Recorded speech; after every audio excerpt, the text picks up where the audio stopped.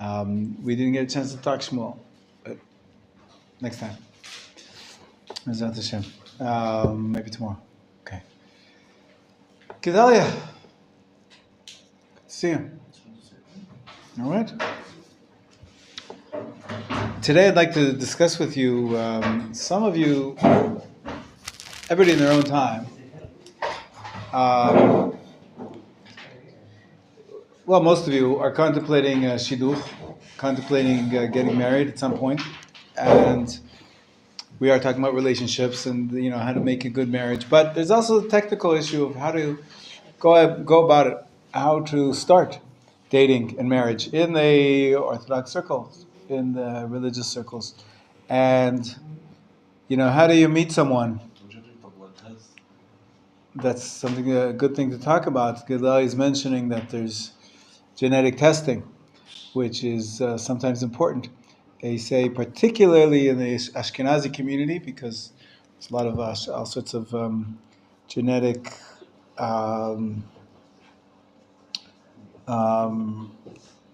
traits which have been passed down within the Ashkenazi world.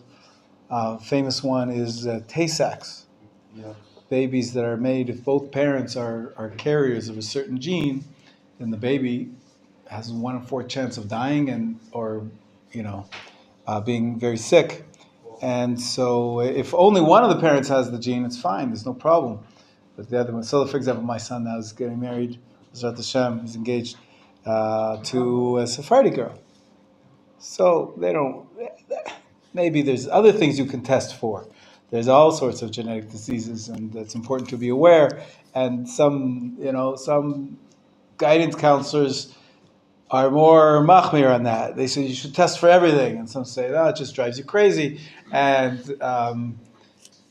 so there's various things you can test for. But just for one example, the classic one is Tay-Sachs. I think I was tested for like 3 things. 3 different things, yeah. 35 years, 30. Right. Okay. Right. Yeah. So it's something that's being developed over the last, 30, 40, 50 years, realizing that if there's a particular genetic disposition, then it might be wise. Now, the problem is you only want to test once you already want to marry the woman, and then you're already in love. And then it's hard to, what if you get bad results? Well, there's only a certain percentage. It's never 100%. I know people that found they had this genetic, they both had this genetic problem. I don't know if it was Tay-Sachs or one of that, but anyways, the results were that 1 in 4 chance. And they said, well, she's the right one for me. They got married anyways, and they did testing during pregnancy. But at the very beginning of pregnancy, if you can find out early, and basically they managed to have a wonderful family. So it's not absolutely, but I wasn't going to talk about genetic testing, actually, but there is a lot to talk about. As I said, there's various genetic diseases in various communities. There are some specific for the Sephardi community. They have genetic things that they have to worry about. So it's something to think about and to talk about. There's even organizations. Maybe we'll invite in an organization here to give a lecture about the genetics and genetic diseases. And there's different systems for avoiding it. So like I was saying, maybe testing once you already know the girl is too late. There's a chair here. Once, Aaron, do you have the map? I wanted to show it to Israel as well. Is there 2 copies there? That's not for this class. It's just something that you might enjoy.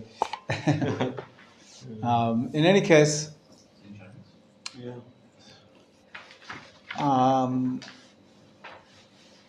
there is a system of pre-testing,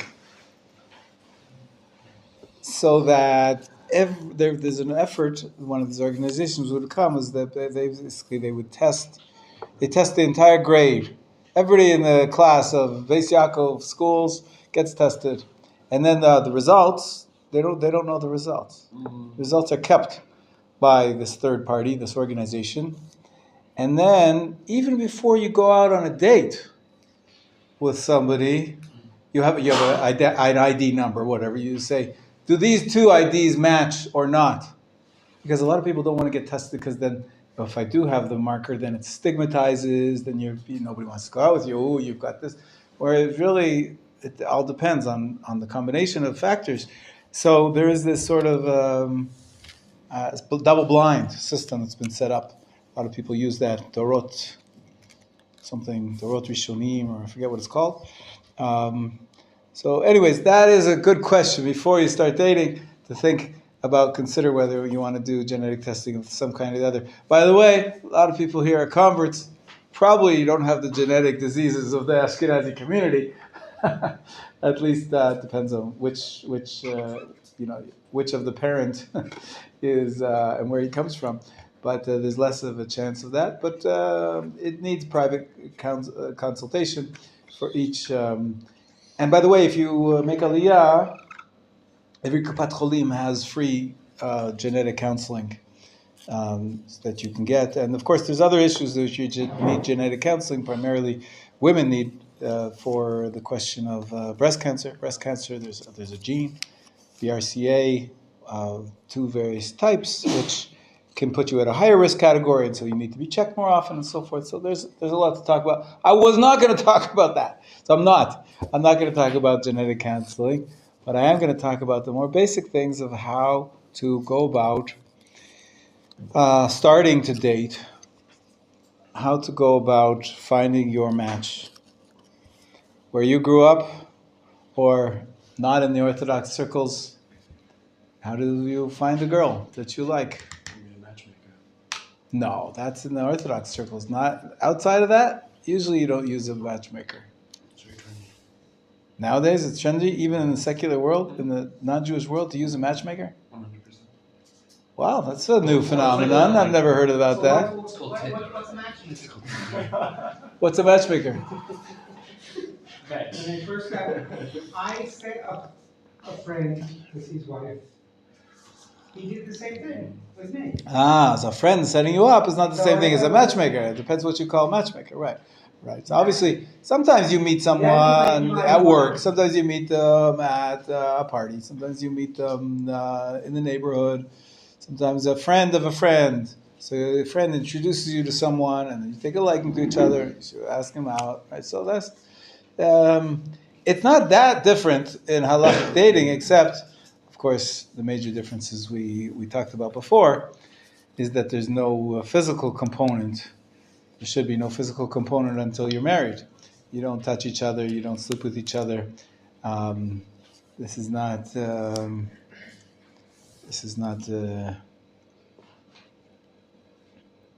so common nowadays in the secular world. So this element of the dating is that you get to know someone, but you don't show physical signs of affection. This is perhaps the major difference in terms of Orthodox dating versus other types of dating nowadays. But in terms of how you meet people, well, you can meet people socially. In the Orthodox world, it depends on different Orthodox. Some communities, they never see a girl. The boys never see a girl, never sees a boy, except through the mechitza and the shul. But in some circles, you do have maybe a meal together at a Shabbos table, or you, as I said, at work or in school. In school, some of the schools are mixed, so there are options to meet someone. That can happen in an Orthodox setting.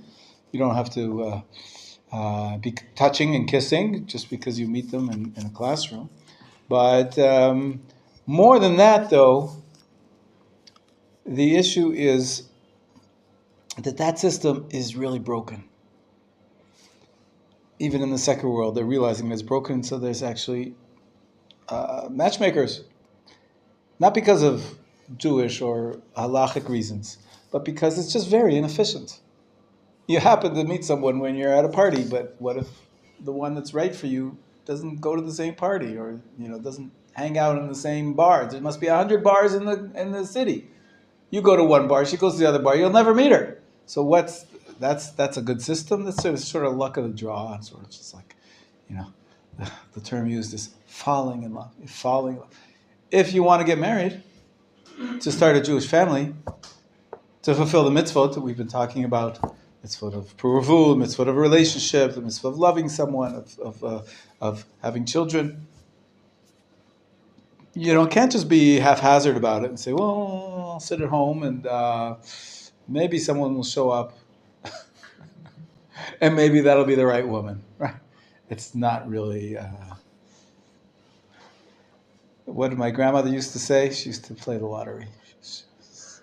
She used to say what the advertisement was where I grew up was that you can't win if you don't buy a ticket. So how do you buy a ticket? How do you get into the game? What do you say? You be a male of good standing in your community. It's not enough. You could be a male of good standing in your community for 50 years. Nobody knows you exist. You don't know anybody else. They're never going to meet you. You're never going to meet them. So the system, as I was trying to say, the system was developed, is that sometimes it's more casual, and a friend who knows you and a friend who knows her puts you together. And I mean, my friend introduced me to my wife. It's what's called a shidduch, set us up to meet each other. He knew me a little bit, knew her a little bit, and he thought in his mind, well, maybe they get along together. And Baruch Hashem, in 2 weeks, celebrating 30 years anniversary, Baruch Hashem. So, to make a long story short, but it's not always. I wasn't the first woman I dated. It's not the first woman she dated.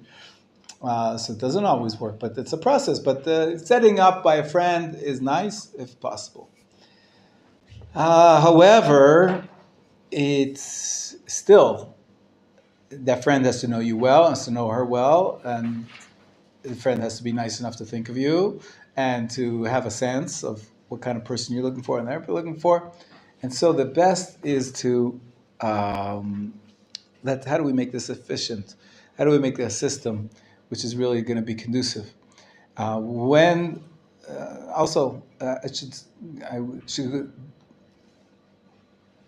should go without saying, I think is the expression. It not only do we not touch each other, is that we don't go out necessarily for fun. We go out when we're of marriageable age, and our intention is to find someone who's the right match so that we can start a family and have a relationship which will be a permanent relationship through chuppah v'kiddushin.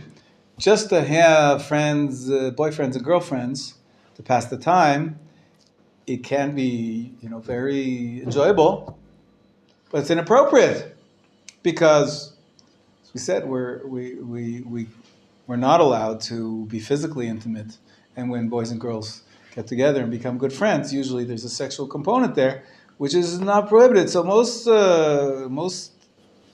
cases, it's just not allowed. It's not advised just to be friends, not in the context of dating for the sake of marriage.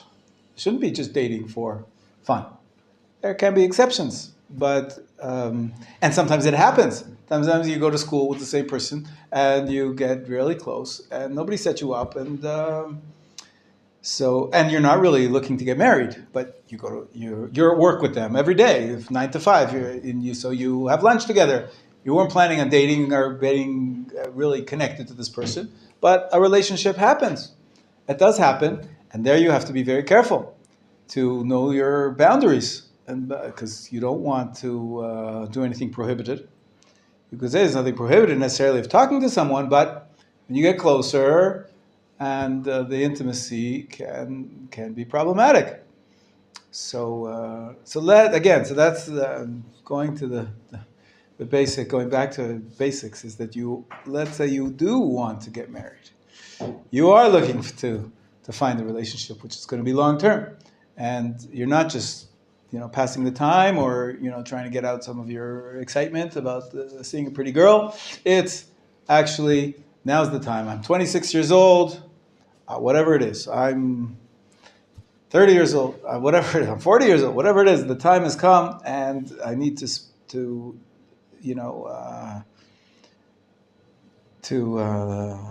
Bezrat Hashem, find a relationship and start a family, which is a mitzvah, as we've been saying so many times for so many weeks. How do you go about it? How do you go about doing it? So there is a system. First of all, you can tell your friends, think of me if you have an idea. It's also not necessarily the most efficient, but usually that's how it starts. Sometimes your parents are involved if you're younger. What if your friends don't know anybody? I don't know very many girls. I would be setting you up left and right. I don't know too many girls. If, if and when you're ready. But so it's not the most efficient system. Just sort of rely on life to happen. So what's the better system? Is that you use a professional.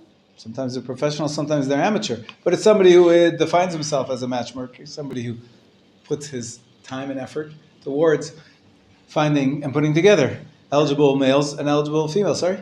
You are also one? I'm not, no, I don't really spend any time doing that. My wife does some. My wife does that as a pet project of hers on the side, other than her full-time job and family life, Baruch Hashem. She has taken upon herself a little project to help for a specific age. Right? There's different ages. There's different statuses. Right? There's shidduchim matches to be made for divorcees, widows, people with kids, without kids, people from America, people Israelis. There's all sorts of categories. You can sort of break it down and try to cater to a specific market, specific audience. So she chose a specific segment. But there's some shadchanim or shadchaniyot for the female who deal with all sorts of ages and all sorts of family situations. And you can utilize their services. Usually it's for pay, but What's the market rate? probably the best investment you can make. There are different ways of doing it. You could go to a private shotgun or shotgun, where you go to, there are things on the internet. So you would see J-Wade, and in Israel with Shlish. Right. So this is a whole other avenue that we didn't mention yet, and that is other than personal people that are shadchanim, professional or amateur, whatever they are, who you have to approach them. We're going to talk now about how to approach them. Another option that's very popular nowadays and very successful nowadays is online shidduch services, which is not necessarily a particular person. Some of them are just sort of, they are people in the end of the day. The website is just used to connect you to the person who's the shadchan, who thinks about it in his own mind. Sometimes the computer system allows you to go through people's choices, very much like a dating site where people put up profiles. Same thing we have in the Orthodox religious world, where there's some kind of a database where everybody puts up a little bit about themselves, a picture, and sometimes the potentials themselves can search this database and choose and pick and find somebody that they think would be a good match for themselves. Some of them are limited there, where the actual people themselves don't go, and becomes very much like a meat market, and it's not really respectful necessarily, and not the most efficient either. So sometimes basically the database is there, but it's there for the shadchanim or the shadchaniyot. You don't actually go sit, or what do they have? You scroll through, right? Scroll through. So some of them, you're not the one scrolling through. It's the shadchanit who's going to scroll through for you on your behalf. Once you engage their services, you talk about them, what you're looking for, and what your parameters are and so forth of what would be appropriate for you, who you think would be a good match for you. So there is various online systems. The latest is, I know of at least two dating Orthodox dating for marriage programs which use AI. They use AI you fill out a certain questionnaire, and they are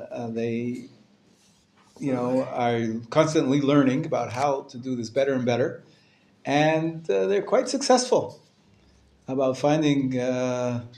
Always a question of percentages. Obviously, if you're looking and they haven't found for you, then there's 0% success. But in a large scale, statistically, how many matches are made per how many people that have turned to them? They're doing quite well, the AI systems. So there's a few of those as well. And basically, like I said, you put in a profile, you answer questions to a survey, and then some of them, they give you one suggestion. And then it's up to you to follow up on it. Obviously, nobody's going to do it for you. Then then she has to agree as well. And the problem is, both of you have to be on the same database. Both of you have to be in the same thing with the shadchan or the shadchanit. She has to know both parties in order to make a match. So volume is a big issue here. The larger it is, perhaps the better chances are that you'll find somebody that's a perfect match. Oh, but you never know. It's up to Hashem.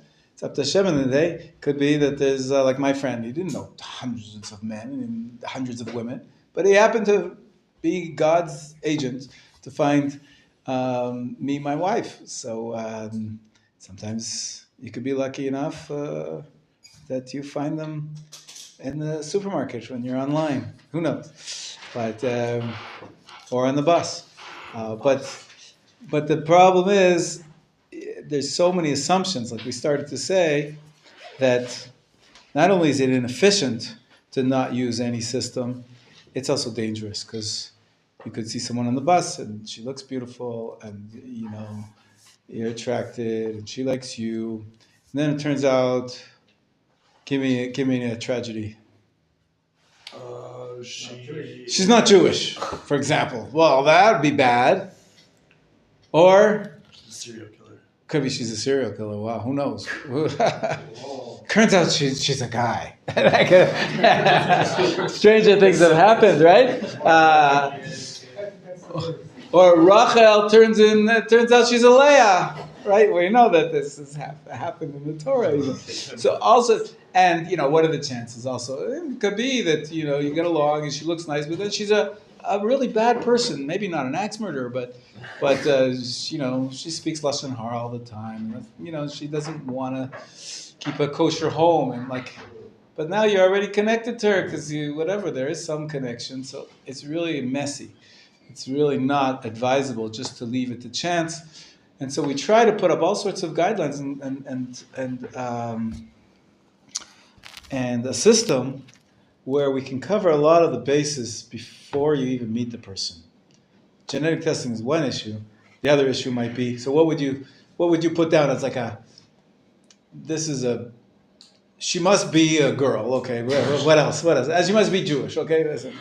She must be younger than me. Younger than you, okay, age could be a factor.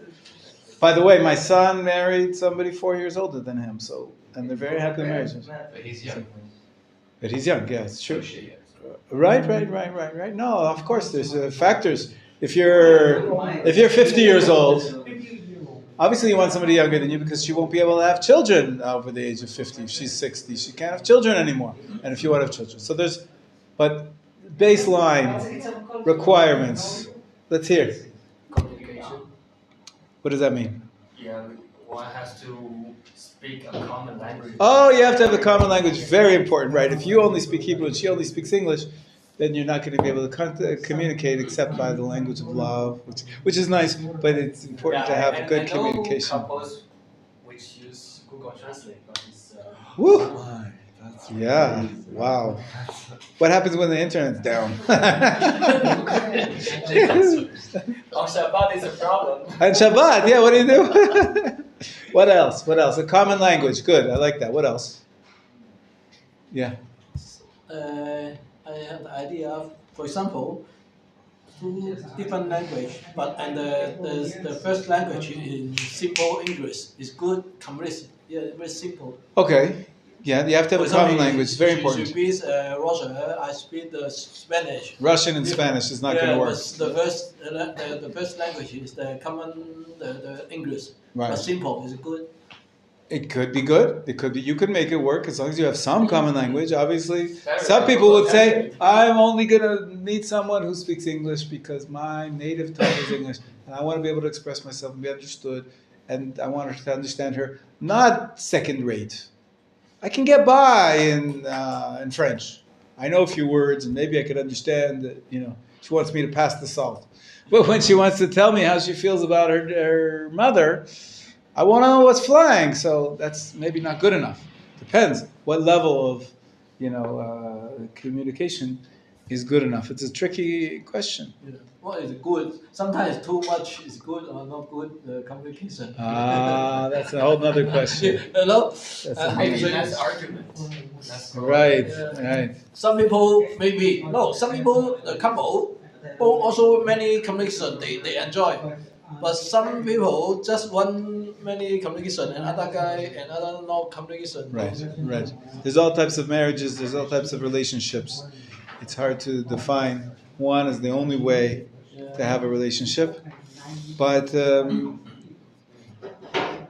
it's a larger question. It's not for right now. Let's get me some more basics. What would you say to someone if you say, I want a family background? What do you mean? Like, say the family doesn't like the guy for you.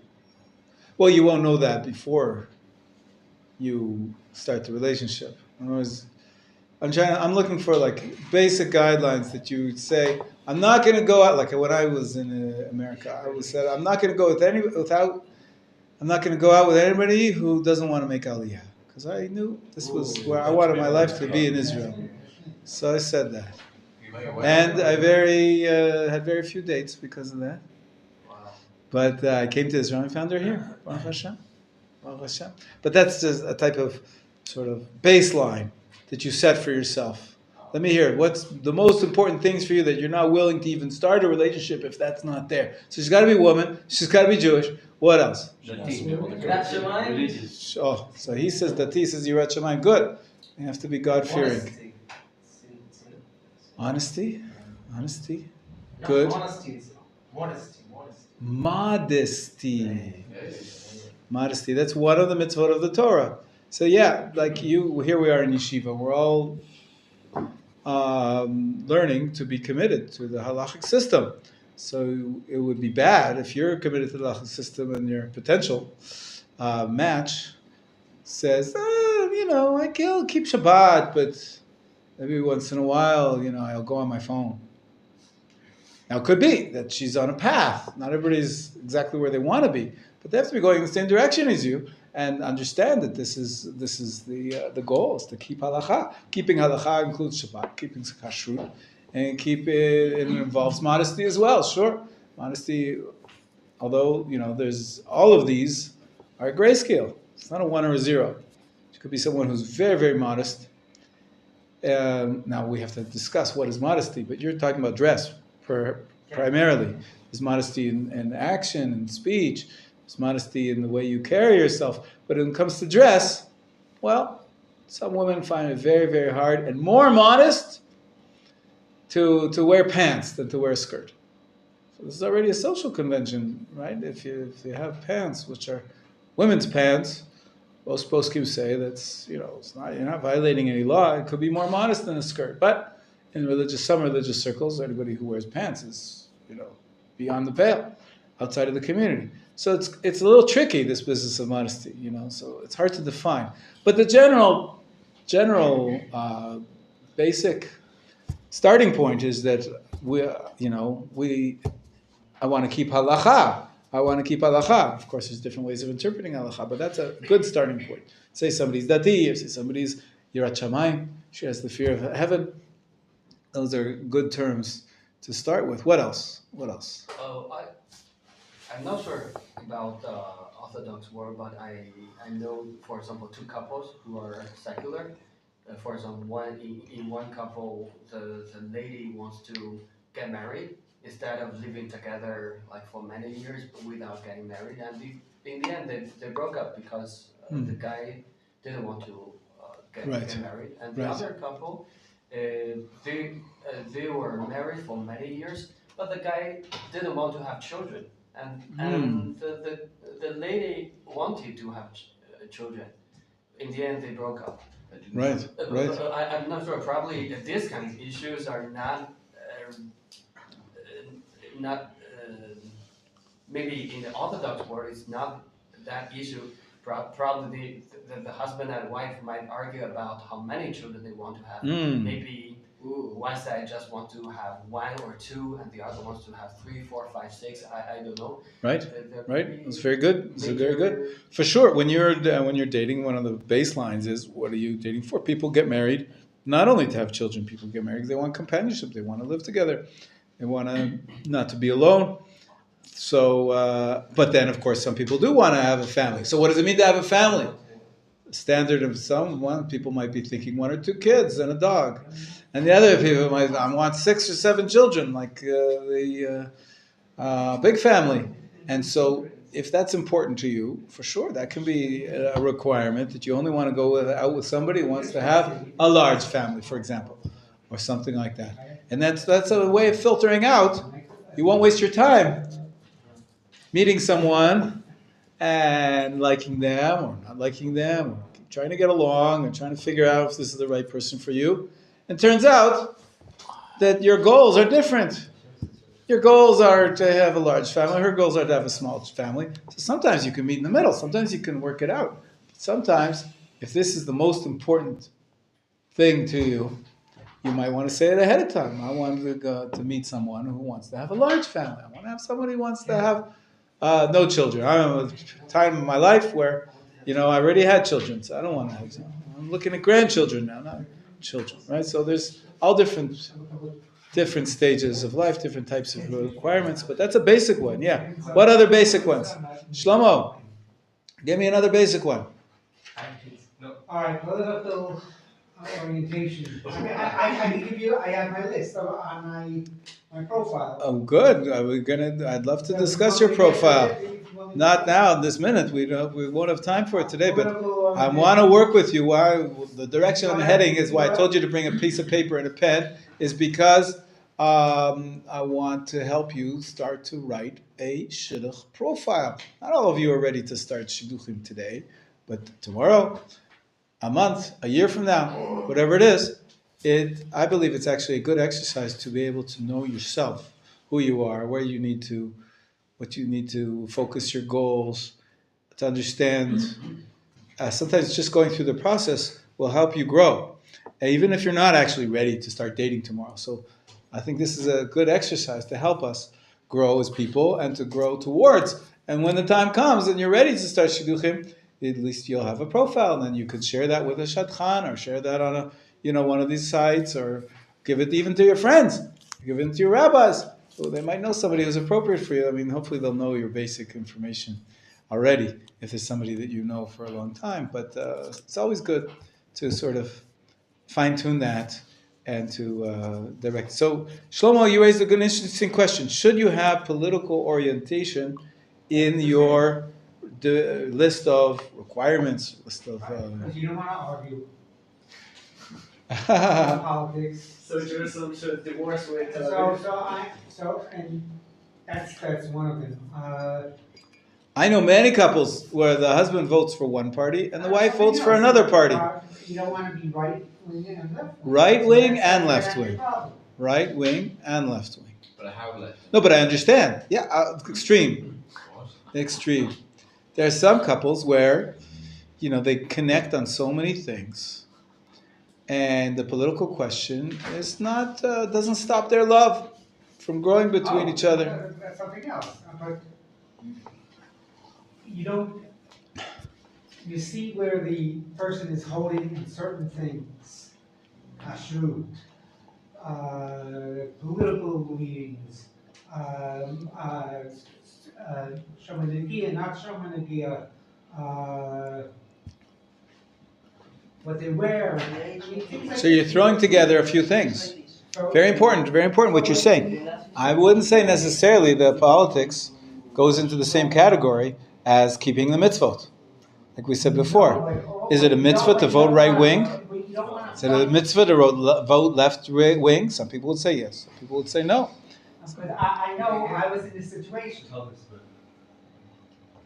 Ein chacham kibal hanisayon. So Sages say that there's no wisdom, nobody wise like somebody who has experience. So Shlomo, I appreciate you speaking from experience. I voted for the most extreme right Yeah, and that's what broke up the marriage? And, no. No, okay. And she voted for Bennett. Okay. So I didn't want to argue, but her and the kids would argue with me, or some of her kids, but some of the kids Okay. agreed with me. But it was like, It was an issue. don't argue It was an with me. issue. I don't want to But argue. you don't I have don't wanna to argue. tell each other So it who was- you it voted was- for. That's right. Yeah, I see. No, definitely it could be a tension point, issue of politics. People feel very strongly about politics, and if it is so central to your life, many people are very political in that way, and rightly so, because we feel importantly about the issues. Some of the issues are mitzvot, some of the issues are values. So the politics is just a way of expressing them. But and you're right, sometimes it could be a recipe for disaster, but not always. Not always. I wouldn't say. It depends on who you are. It depends on the person. It depends how how political you are, how political she is. What the issues are that you. But sometimes it's good to actually marry somebody who doesn't agree with you. You have good discussions. You can. You want to marry your clone. You just want to marry somebody who's exactly like you in every issue. So what we're starting with is just to start think about what for you are the most basic I forgot who things. who said this. Is it true that before the establishment of the state, in the ultra Orthodox world, the husband voted on behalf of the wife? The entire world was like that. Do you know that England only voted for women's suffrage? It's called when women get the right to vote.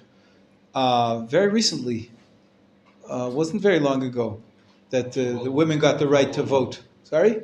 Well, men didn't have the right to vote until after World War One. Yeah. Working class men. Wow, amazing. The majority of the male population. And then women got the vote, I think, after maybe a year after America in 1927. Right. So till 100 years ago, Yeah, but no women voted. During the Anywhere. British Mandate period, it's like in the So here there was a discussion, like everywhere else around the world, in the developing countries and developing, what's the system of democracy and how it's going to work. But yeah, for sure, in the ancient world, there's no question about it that the woman took care of the house and the man took care of the world politics and changing the world. Switzerland, I think it was 1975. That's what I was thinking of. Switzerland, very recent that they changed to allow women to have their own vote. It's an interesting question. But anyways, what else? What else? Parnasa. Oh, good. Tell me what do you mean by that? The husband has to be able to support the family. Otherwise, Maybe the wife has to be able to support the family. Yeah. You're I met cases. not going to meet anybody unless they have how much in their bank account? $100,000? $100 million? What? Oh, sorry. What do you mean to say? What's the basic about Parnasa that you would say? For food and a shelter, for the wife and for the children. If it's too expensive to live in the city, maybe choose to live in a settlement which is cheaper. But one has to be able to support a shelter and provide shelter and food. Yeah, and I met people who asking tzedakah and said, I have children, I need to pay, I still need 2,000 shekel to pay, please help me. I met such people. Some cases, I feel sad for the children, and also because of this. Sometimes people Sure, get divorced. definitely an issue. The economics of marriage, economics of relations is very important. Point is having a home together. Gonna have to have what to eat, so somebody's got to work, or someone's got to be independently wealthy, as they say. Maybe they have an inheritance. Maybe they have a plan of another kind. But you're right, that's something that has to go into every relationship, is how you're going to survive. So most people go to work. In Israel, most couples both have to work. In America, I know it's not so obvious. Many times there's the one major breadwinner, and that's enough. But the Israeli economy is a little bit tougher that way, and both. So you might be concerned about, does she or he have a job or maybe a skill which they can make money. These are all sorts of things. Yeah, I know some people. Of course, you know, in the Orthodox world, there's another system. The woman works and the guy does the cola. There's a system called that the guys sit and learn. That they learn and they get a little stipend, but there's an ideal of being in Kollel till you're 120 years old. And how much does it depend you? it depends. There's different kollels, different amounts. It depends. There's different kollels. Depends. And so a woman might want to know if the man is planning to be in kollel. Maybe she's going to have to work more. There's also such a thing as women being in kollel, believe it or not. Wow. Yes, there are kollelim for women. It's a more modern thing, but anyways, this is something to put into, think about when you're starting to look for shidduch. What are you the basic thing? Then I thought we were going to start talking about it when Eov said something. Turns out he was just speaking wrong. He said modesty, and I heard honesty, and that is already getting to more value, more intrinsic issues, and that is what type of person they are. What are their values? What are their traits? Is somebody kind? Is somebody? I mean, everybody says, "I want somebody kind and nice." Some people say, "No, I want a fighter. I want somebody who's got an opinion, or I want somebody who's lively. I want somebody who's quiet. I want somebody." Now, many times, you don't know. You don't know until you meet them. I always thought I would marry somebody who was, the life of the party, outgoing. Turns out, I like somebody who's an introvert, or the opposite. And you don't know always what you're looking for, but sometimes you do know. Sometimes you know. I look at all my friends, and they're all scholars. They're all very intellectual. I love to have these philosophical discussions. And then it turns out when you meet someone for marriage, she's not really intellectual at all. She prefers to talk about the kids and relationships, and not so much about world politics. So it's very hard to know ahead of time. It's very hard to know who you're going to like. But sometimes there is an indication. If all your friends are of a certain kind, it makes sense. Someone said to me the other day, I need somebody very, very smart. Because I'm very, very smart. The truth is, I said to him that you're being very smart. Why? The point is to know yourself, first of all. What you need, what's going to attract you, what's going to engage you. You want to be in a relationship where you're understood and you're appreciated and you appreciate them and you respect them. And so the more you know about yourself, if you're able to say, okay, I'm very smart. All right, I was valedictorian in my class. I have an IQ of 1800, whatever it is. I don't know how it works. So then it makes sense that, the cashier at the local supermarket, now, I have nothing against cashiers in the supermarket, but probably they're not the most intellectual, or you don't have to have a university degree. Be very, very smart people, or don't have a university degree. But listen, my father was a professor, my mother was a teacher, and all my friends went to college, and I went to college, and I have a master's degree, and somebody who, she reads the gossip column and watches soap operas, probably there's going to be less of a connection. So you can sort of, in broad brushstrokes, paint a direction. It's hard to know 100%, but it stands to reason that you will, based on knowing yourself and a little bit of the relationships that you do have, even though it's not a romantic relationship, hopefully, or maybe it's based on relationships which you did have with other girls that you perhaps were starting to date, or maybe you dated if you're already married and divorced, so then you have experience about what was good and what was not good. So basically, it's a process of knowing yourself, so then you can then find somebody who to make the process more efficient, to find somebody who's best for you, without making, not everything has to be set in stone. I always liked redheads. But turns out the girl that has the right family, values, personality, bank account, it turns out she has brown hair. Okay, could be that's more important. Could be that's more important than the redhead. As long as you can manage not to lust after redheads, because once you're married, you don't get involved in anything else.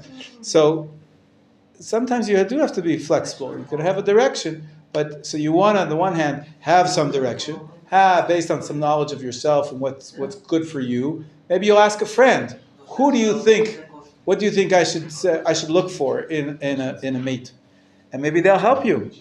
This process can bring you closer to finding the right match, although sometimes you need flexibility. Just finish up with one example. My son, Baruch Hashem, is engaged. I think I mentioned it to you. Yeah. Baruch Hashem. And I just had this experience on Shabbat. I was telling, someone gave me Mazel Tov, and he was so shocked and so surprised that my son, he knows my son, he's a tzaddik, he's a Talmud Chacham, he's learning in yeshiva, he's such a very religious boy.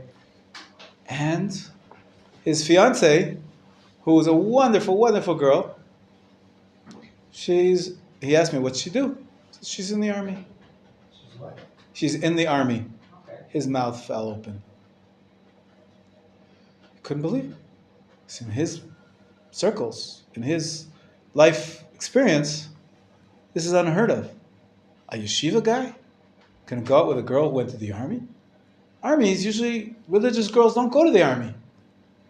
So my son said the same thing. He wasn't going to go out with her.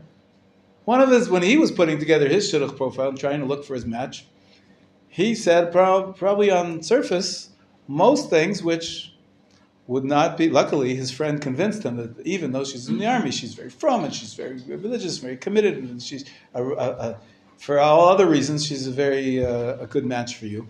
And he tried, and Baruch Hashem, they're great. They're great for each other.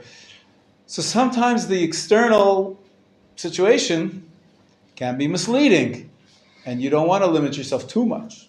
So it's important to get a profile to get things started and to sort of recognize who you are, less so much for limiting and saying, I'm only going to marry somebody who votes kahana, for example. Just for example. So these guidelines that we're going to work on apparently next week, we'll continue this process. We'll start the process next week. It's not necessarily that you're writing down in stone, I'm only going to marry somebody between the ages of 25 and 27. It's going to be a direction to help, to aid the process, although I will suggest that you be flexible somewhat, when it comes to some of these guidelines based on the particular person or suggestion or so forth. There's more to talk about. Bezrat Hashem, we'll continue next week and push ahead towards finding Mrs. Right.